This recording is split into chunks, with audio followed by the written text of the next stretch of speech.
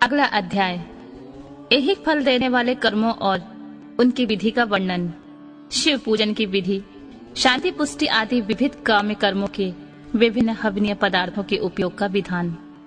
उपमन्यु कहते हैं, श्री कृष्ण, मैंने यह तुमसे इहलोक और परलोक में सिद्धि प्रदान करने वाला क्रम बताया है, जो उत्तम तो है ही। इसमें क्रिया, जप, तप और ध्यान का सामुच्चय भी है। अब मैं शिव भक्तों के लिए यही फल देने वाले पूजन, होम, जप, ध्यान, तप और दान में महान कर्म का वर्णन करता हूँ। मंत्रार्थ में श्रेष्ठ ज्ञाता को चाहिए कि वह पहले मंत्र को सिद्ध करे, अन्यथा इष्ट सिद्ध कारक कर्म भी फलद नहीं होता। मंत्र सिद्ध कर लेने पर भी जिस कर्म का फल किसी प्रबल अदृष्ट के कारण प्रतिबद्ध हो, उसे विद्वान पुरुष सहसा ना करें। उस प्रतिबंधक का यहाँ निवारण किया जा सकता है। कर्म करने के पहले ही शकुन आदि उसकी परीक्षा कर ले और प्रतिबंधक का पता लगने पर उसे दूर करने का प्रयत्न करें। जो मनुष्य ऐसा ना करके मोहवश ऐहिक फल देने वाले कर्म का अनुष्ठान करता है, वह उससे फल का भागी नहीं होता और जगत में उपहास का पात्र बनता है। जिस पुरुष को विश्वास ना हो तो वह ऐहिक फल देने वाले कर्म का अनुष्ठान कभी न करे, क्योंकि उसके मन में श्रद्धा नहीं रहती और श्रद्धाहीन पुरुष को उस कर्म का फल नहीं मिलता। क्रिया कर्म निष्फल हो जाए तो भी उसमें देवता का कोई अपराध नहीं है, क्योंकि शास्त्रोक्त विधि से ठीक ठाक कर्म करने वाले पुरुषों को यही फल की प्राप्ति देखी जाती है। जिसने मंत्र को सिद्ध कर लिया है, प्रतिबंधक को दूर कर दिया है, मंत्र पर विश्वास रखता है और मन में श्रद्धा से युक्त है, वह साधक कर्म करने पर उसके फल को अवश्य पाता है। उस कर्म के फल की प्राप्ति के लिए ब्रह्मचर्य परायण होना चाहिए। रात में हविष्य भोजन करें, खीर या फल खाकर रहें। हिंसा आदि जो निषिद्ध कर्म है, उन्हें मन से भी ना करें। सदा अपने शरीर में भस्म लगाएं, सुंदर पवित्र वेशभूषा धारण करें और पवित्र रहें। इस प्रकार आचारवान होकर अपने अनुकूल शुभ दिन में पुष्पमाला आदि से अलंकृत पूर्वोक्त लक्षण वाले स्थान में एक हाथ भूमि को गोबर से लीपकर वहां बिछे हुए भद्रासन पर कमल अंकित करें, जो अपने तेज से प्रकाशमान हो। वह तपाए हुए सुवर्ण के समान रंग वाला हो, उसमें 8 दल हो और केसर का भी बना हो। मध्य भाग में वह कर्णिका से युक्त और संपूर्ण रत्नों से अलंकृत हो।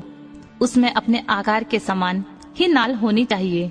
वैसे स्वर्ण निर्मित कमल पर सम्यक विधि से मन ही मन अणिमा आदि सब सिद्धियों की भावना करें।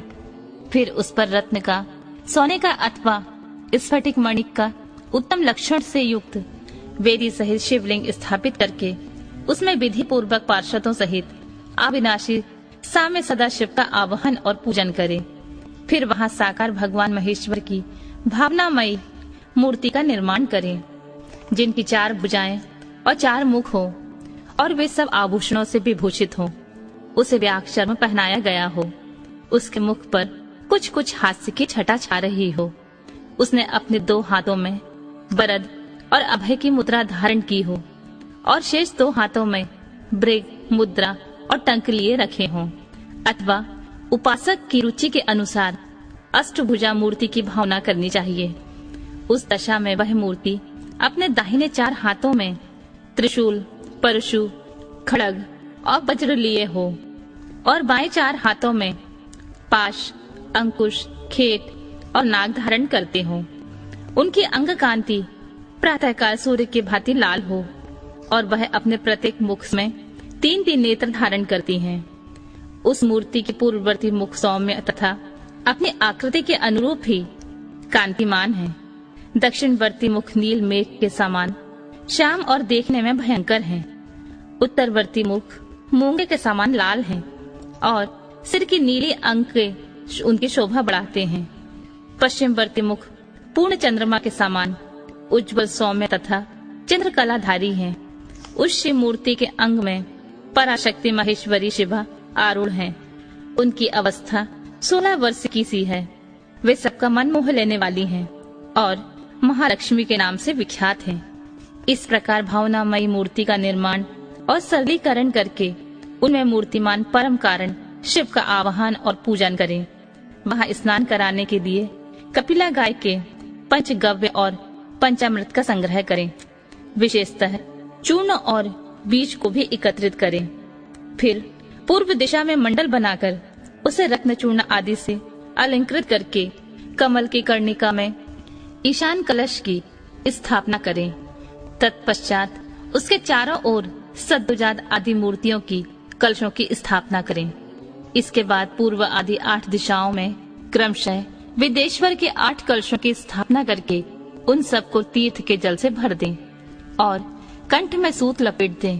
फिर उनके भीतर पवित्र द्रव्य छोड़कर मंत्र और विधि के साथ साड़ी या धोती आदि वस्त्र से उन सब कलशों को चारों ओर से ढक दें।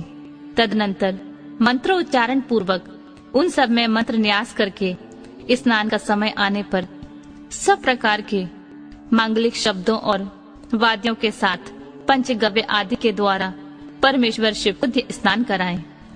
कुशोदक, स्वर्णोदक तथा रत्नोदक आदि को जो गंध पुष्प आदि से वासित और मंत्र सिद्ध हो क्रमशः ले लेकर मंत्रोच्चारण पूर्वक उनके द्वारा महेश्वर को नहलाएं। फिर गंध पुष्प और दीप आदि निवेदन करके पूजा कर्म संपन्न करें। आलेपन या उपटन आदि कम से कम 1 पल या अधिक से अधिक 11 पल हो। सुंदर सुवर्णमय और रत्नमय पुष्प अर्पित करें। सुगंधित नील कमल, नील कुमुद, अनकश, बिल्वपत्र, लाल कमल और श्वेत कमल भी शंभु को चढ़ाएं।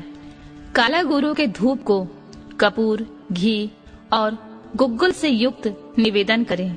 कपिला गाय के घी से युक्त दीपक में कपूर की बत्ती बनाकर रखें और उसे जलाकर देवता के सम्मुख दिखाएं। ईशान आदि 5 ब्रह्मा की 6 अंगों की और 5 आवरणों की पूजा करनी चाहिए। दूध में तैयार किया हुआ पदार्थ नैवेद्य के रूप में निवेदनीय है।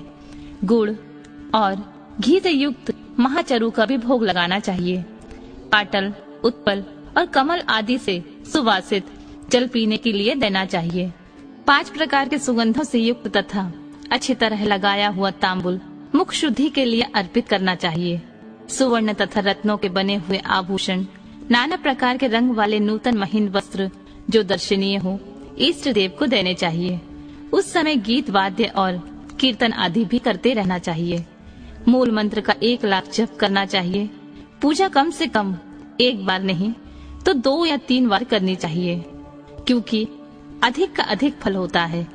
होम सामग्री के लिए जितने द्रव्य हों, उनमें प्रत्येक द्रव्य की कम से कम 10 या अधिक से अधिक 100 आहुतियां देनी चाहिए। मारण और उच्चाटन आदि में शिव के घोर रूप का चिंतन करना चाहिए।